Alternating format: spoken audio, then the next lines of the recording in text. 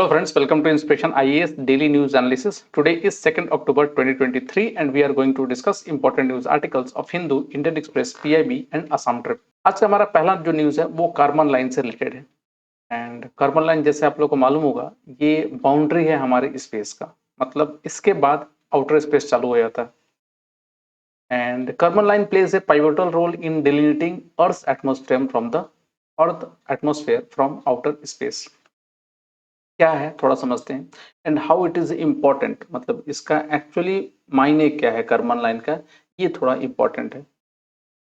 तो बेसिकली अगर बोला जाए कार्बन लाइन रिसेंटली न्यूज में था बहुत जगह, आपके एक तो जो स्पेस ट्रेवल जो हो रही है उसमें भी ये न्यूज पे था रिसेंटली, वहां तक पहुंचा था एक spacecraft. So basically carbon line आखिर है क्या?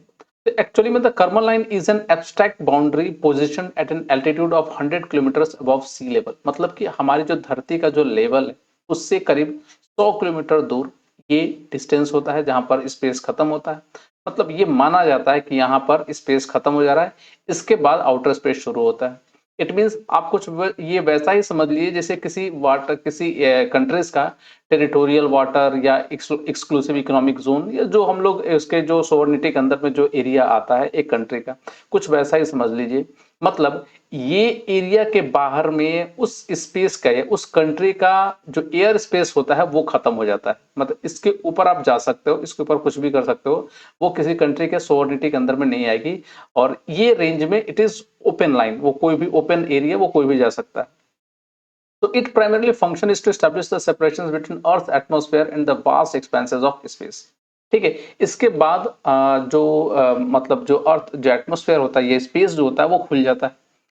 However, ध्यान रखिएगा ये हर कोई इसको एक्सेप्ट नहीं करता, although not universally accepted by all scientists and space explorers, the majority of the countries and space organization acknowledge this demarcations। बहुत सारी कंट्रीज और उसके जो स्पेस ऑर्गेनाइजेशन है उसको ये एरिया को डिमार्केट करते हैं, बट कुछ नहीं भी करते हैं। It was formally established in 1960s by the Federation Aeronautic International, a body responsible for record keeping। And crossing the Karman line designate an individual as an astronauts. मतलब कि अगर कोई इस कर्मन लाइन को क्रॉस करके बाहर चला जाता है तो उसको आप समझ सकते हो, उसको आप एस्ट्रोनॉट्स कह सकते हैं। ठीक है, that is regarding the Karman line. ये आप यहाँ पर इमेज में देख सकते हो कि ये जो एरिया है दैट इज 88 टू 13 किलोमीटर्स, मतलब 13 किलोमीटर्स के रेंज पर ट्रोपोस्फेयर, उसके बाद लगभग 50 किलोमीटर्स तक का स्ट्रेटोस्फेयर, उसके बाद आपके लगभग 80 किलोमीटर मेसोस्फेयर की लाइन होती है, और 100 किलोमीटर्स के रेंज में अगर ले लिया जाए तो that is around the carbon line होता है। कार्बन लाइन, कार्बन एरिया, इसके बाहर थर्मोस्फेयर स्टार्ट हो जाता है। तो आप समझ सकते हैं कि इस एरिया के बाहर में आपका जो आउटर स्पेस शुरू होता है और वहां पर ये कोई भी वहां पर नेविगेट कर सकता है, किसी पर्टिकुलर कंट्री की कोई एयर स्पेस नहीं आएगी वहां। हाँ, उसके नीचे में एयर स्पेस आती है। नेक्स्ट, चैलेंजेस क्या है, what are the challenges to carbon line significance? अगर देखा जाए तो nature rarely conforms to humans made boundaries, getting it? However, physical crossing the Karman line does not result into substantial change। हालांकि ये confirm है कि अगर मान लो अगर आप चेंज, मतलब उस एरिया को क्रॉस करके बाहर जाते हो तो ऐसा नहीं है कि अचानक सब कुछ खत्म हो जाएगा, एटमॉस्फेयर खत्म हो जाएगा, ऐसा कुछ नहीं रहता है। जनरली नॉर्मल रहती है, कुछ कुछ दूर तक तो रहता ही है, उसके बाद धीरे धीरे चेंज होता है। Getting it? And it is the immediate, in the immediate vicinity there is minimal differences in air pressure और compositions। एयर प्रेशर और एयर के कंपोजिशन में मिनिमल डिफरेंसेस, तो ज्यादा कुछ डिफरेंसेस होता नहीं है। Earth gravitational force remains influential, earth का ग्रेविटेशनल फोर्स वहां भी काम करता रहता है। And the atmosphere persist beyond this line also. दूसरा, कर्मन लाइन फिर रेलेवेंट क्यों है? तो एक्चुअली में एयर स्पेस के रेगुलेशंस के लिए काफी इंपॉर्टेंट है। जैसे कि the Karman line primarily serve as a regulator of air space. It represents an approximate altitude beyond which conventional aircraft cannot operate effectively. मतलब जो नॉर्मल जो एयरक्राफ्ट होता है वो उसके ऊपर में सही से काम नहीं करता है। And aircraft venturing beyond this threshold require propulsion system to contract earth gravitational pull. इससे ऊपर अगर जाना होगा तो आपको थोड़ा हायर प्रोपल्सन सिस्टम यूज करना पड़ेगा। Legally क्या important है? Additionally, the Karman line act as a legal benchmark that distinguishes airspace which nations can claim ownership of from the realm of outer space. And outer space is governed similarly to the international waters, and emphasizing the importance of this boundary is legal and governance context. Next, so that is regarding the Karman line and its relevance. Hope आपको समझ में आया होगा। तो कभी कभी ये question पूछ लिया जाता है कि आखिर ये करमलन कितने एरिया के बाद, ये कितने डिस्टेंस के बाद ये होता है, तो दैट इज 100 किलोमीटर्स। ये थोड़ा याद रखिएगा। नेक्स्ट आगे बढ़ते हैं अपने अगले न्यूज पे। रिसेंटली उद्भव न्यूज में था, और आखिर ये उद्भव है क्या। देखिए, आज हमारे मिलिट्री स्टेट क्राफ्ट में या वॉर क्राफ्ट में हम लोग बेसिकली हर मिलिट्री कहीं ना कहीं कोई रेफरेंस लेती है और अपने ट्रेनिंग्स और उसमें इंक्लूड करने के लिए इंडियन आर्मी और एक joint collaboration of United service institution of India और इंडियन आर्मी कमांड, ये दोनों मिलके एक इनिशिएटिव स्टार्ट किए हैं उद्भव बोल के। And this initiatives basically trying to collect the data or informations or even a research on our ancient warfare। मतलब इंडिया की हिस्ट्री बहुत पुरानी है, और इस पुरानी हिस्ट्री में बहुत सारे राजा महाराजा भी हुए हैं, बहुत सारे उनके यूनिक स्टेट क्राफ्ट और वॉर क्राफ्ट भी हुआ होगा। They have developed unique fighting styles and unique, मतलब आप समझ सकते हैं कि जो जैसे जैसे कि कौटिल्य के जो स्टेट क्राफ्ट ले लीजिए, उन्होंने जो बुक लिखी है अर्थशास्त्र, उसमें मार्वलस बुक है on upon the state craft. तो इंडिया की इतनी रिच हेरिटेज और कल्चर है, और इतने कुछ सीखने के लिए है कि हम बाहर से हमें सीखने की जरूरत ही नहीं है। हाँ, yes we need to understand from the outside also, but हमारे अंदर की जो चीजें हैं पहले हमें उसको समझना पड़ेगा, क्योंकि वो बाहर की चीजों से बहुत उन्नत किस्म की है। सो इंडियन आर्मी बेसिकली इसी प्रोजेक्ट पे काम कर रही है, टू डेवलप और to understand all the strategies और different types of strategies which we are used by Indian kings and the emperors during those times, and that project is basically known as the Uttam. उसका subtitle है study of the evolution of Indian military system, strategic thought and state craft. That is most important. Project ये है, the Indian army has launched a project Udbhav, an initiative aimed at rediscovering the profound heritage of state craft and strategic thinking from ancient Indian text. तो यहाँ पर हम लोग ancient Indian text को लेंगे और उसके अंदर में जो चीजें डिटेल्स वगैरह है उसको हम लोग समझेंगे। ऑलरेडी ये प्रोजेक्ट पहले भी काम कर रहा था, इसको और ज्यादा इनिशिएटिव एडवांस बनाया जा रहा है। Project Udbhav is conducted in collaboration with by Indian Army and the United Service Institution of India, a defense think tank है, and the primary goal is to comprehend the depth of indigenous military system, their evolutions, enduring strategies, and the strategic thought process that have shaped the Indian subcontinent for millennium.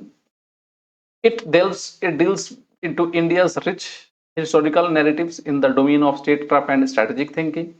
It encompasses indigenous military system, historical texts, regional texts, kingdoms, thematic studies and Kautilya studies.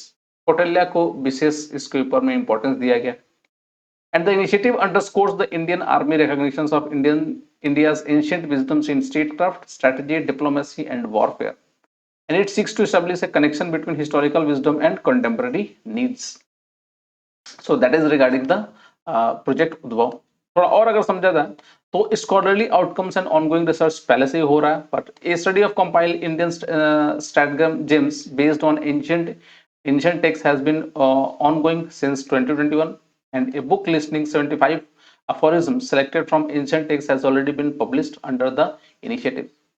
The first scholarly outcome is the 2022 publication titled पारंपरिक भारतीय दर्शन।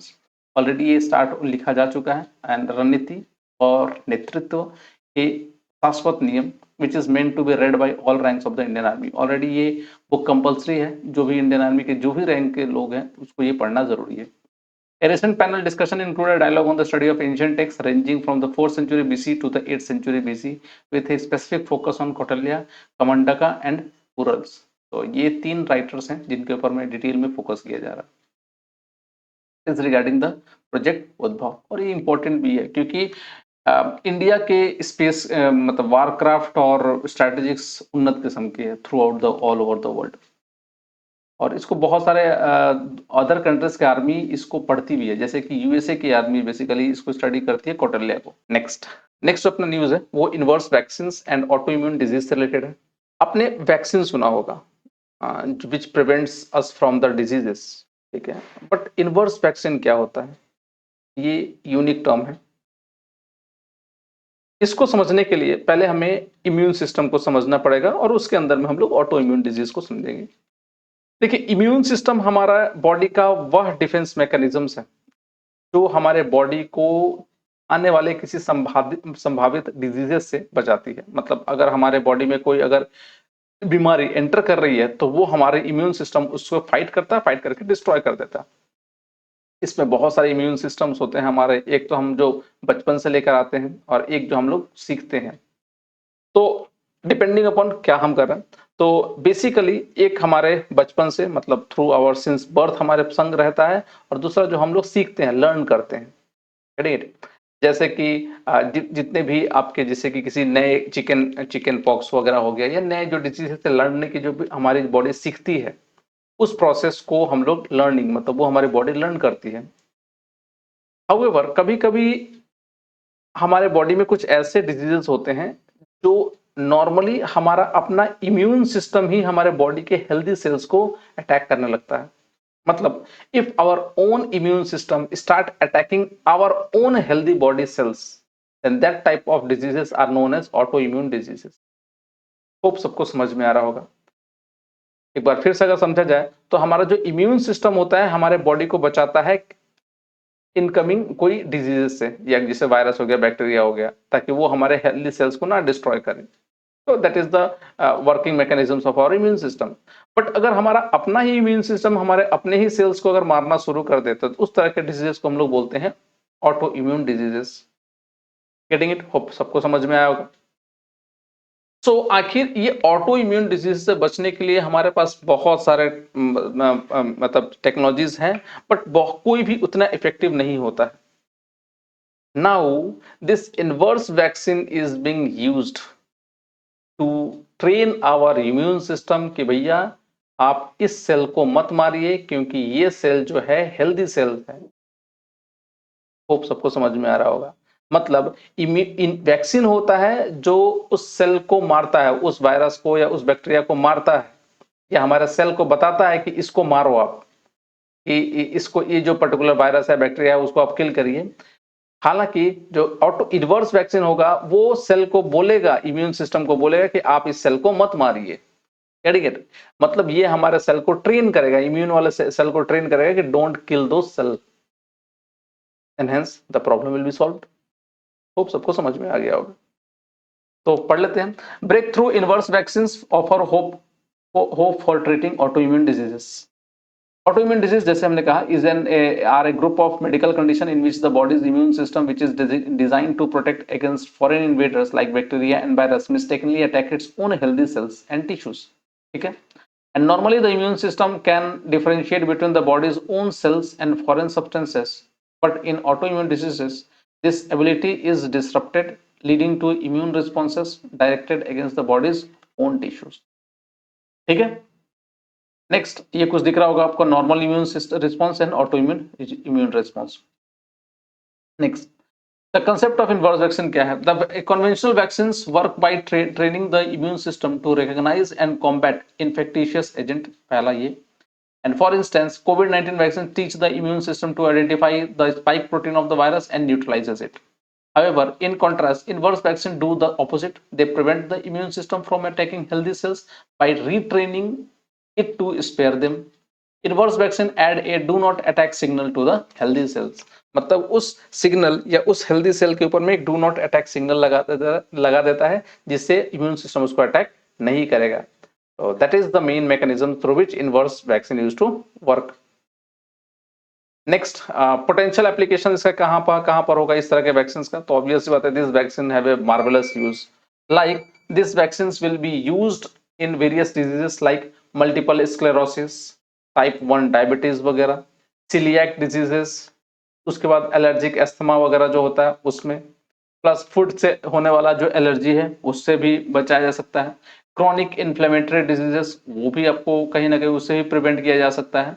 And even transplantation, जब हमारी body कोई नया cell या हमारे body के अंदर में जो नया कुछ ट्रांसप्लांटेशन ऑर्गन्स जो ट्रांसप्लांटेशन होती है, अगर वहां पर अगर कोई किया जा रहा है, उसमें भी कभी कभी हमें इम्यूनोसप्रेसेंट देना पड़ता है दवा, तो वहां पर भी हम अपने सेल को ट्रीट कर सकते हैं, इम्यून सिस्टम को ट्रेन कर सकते हैं कि भाई ये हमारा हेल्दी सेल है, उसको आप मत मारिए। तो these are the places where the inverse vaccine can be used. Hope आपको समझ में आया होगा। So that is regarding the आपका inverse vaccines. तो आज के लिए इतना ही. That is all in our daily news analysis. कल हम फिर मिलते हैं. And if you want the video lecture, PDF lecture of this video, you can download it from our Telegram channel. Alternatively, you can also follow our social media page like Facebook, Instagram, and YouTube channel. And please do subscribe to our YouTube channel and our Facebook page. Thanks for watching. Please do take care of yourself.